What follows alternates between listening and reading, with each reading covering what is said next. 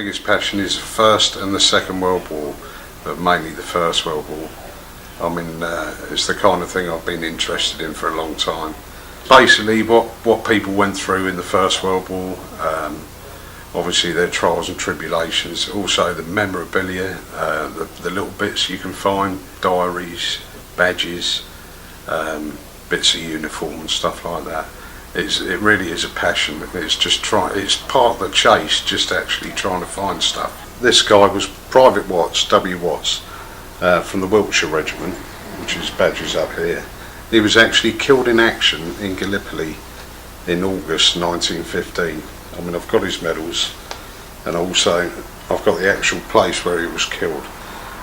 We've got all the information on the back as well, and it leads up to actually where he landed, how he got over to Turkey or the Dardanelles, where he landed, what actually happened to the regiment, and leading up to his death on the 10th of August 1915. I mean, it's quite an iconic piece really, and it's quite poignant.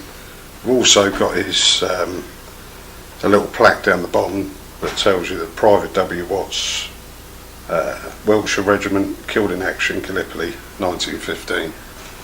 It's a lovely piece.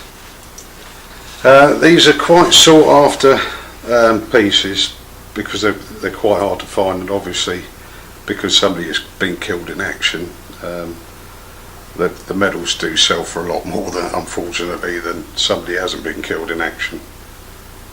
Well, I would expect a set of medals like these, Gallipoli, killed in action, Wiltshire Regiment, possibly to achieve something like between £250 and £300. Well, obviously the medals are named, they're all named either on the bottom or on the back, which gives you the provenance, but also if you go onto the Commonwealth War Graves Commission, you can actually download the casualty details, which I've done here, and also part of his record. I've also got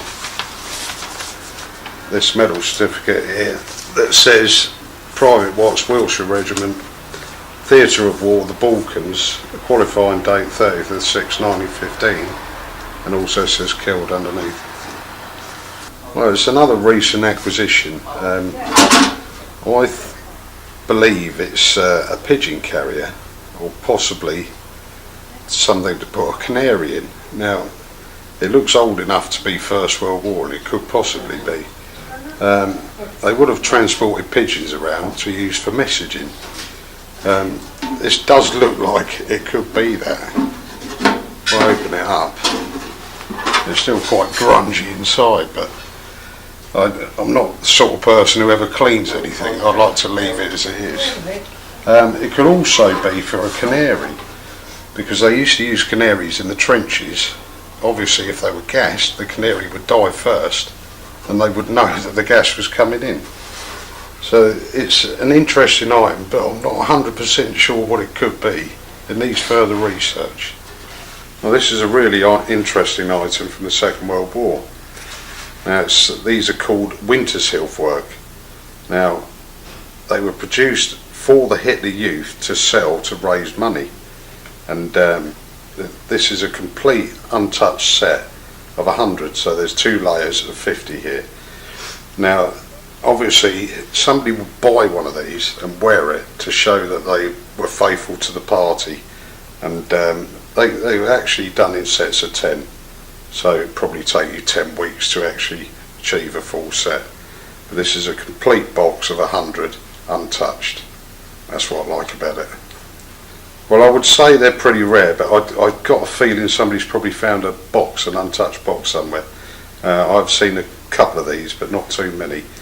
I would say rarity value, yeah, fairly rare. Price wise, somewhere around £100 for the set. Nazi stuff is pretty big on the collectibles list. People are always looking for it. It's very hard to find, and it's probably one of the most fake things going. I mean, so trying to find something original is quite hard, and it's quite hard to spot the originals. But you need a little bit of provenance, and that probably helps you. Well, I picked this up this morning. Obviously, bought it. I believe it to be a naval cutlass because it's got a brass handle and brass fittings on the scabbard.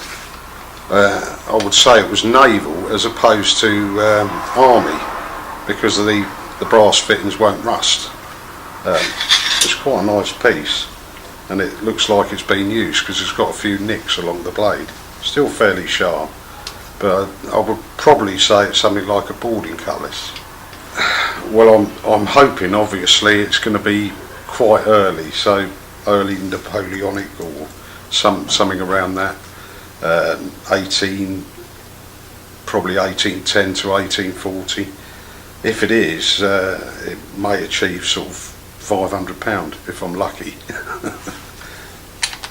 Well, these are actually made of bamboo, and they're apparently stamp seals from a Japanese prisoner of war camp. Now, I can't confirm it, and what I really need is to get hold of somebody who's Japanese and find out what they actually mean. But that was the story behind them and the reason I bought them. I mean, they're very interesting, and they've got the little characters on the top here.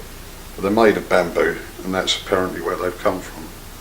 Oh, it's the military aspect's booming. I mean, I think that's one thing that stays steady, and is probably everything's going up in value, military-wise. I mean, the nice set of bravery medals could cost you thousands now.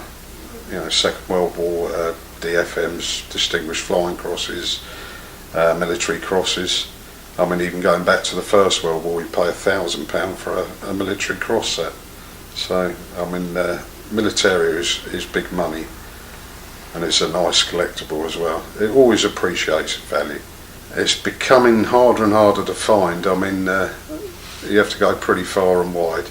If you know what you're looking for, then you can find bits and pieces, but it's quite hard to find. A lot of the time you possibly have to go to auctions to buy stuff, or hopefully you get somebody who will come in privately to see you and actually sell stuff to you. I mean, it's not often that happens. It's more or less you've got to go out on the road to go and find it, which is at boot fairs, antique fairs and auctions. With the shows like the Antique Roadshow and Dickinson's Deal and Flog It, antique dealers are starting to get this sort of sexy sort of image, haven't they? Well, they certainly appear to. I mean, I suppose you've got to have a little bit of a character about you, and it's a bit of a nice profession to be in, and I think people think you know a lot, but I mean, at the end of the day, you've got to be just a little bit sharp on your wits and be a bit of a character. I think that's what pulls you through.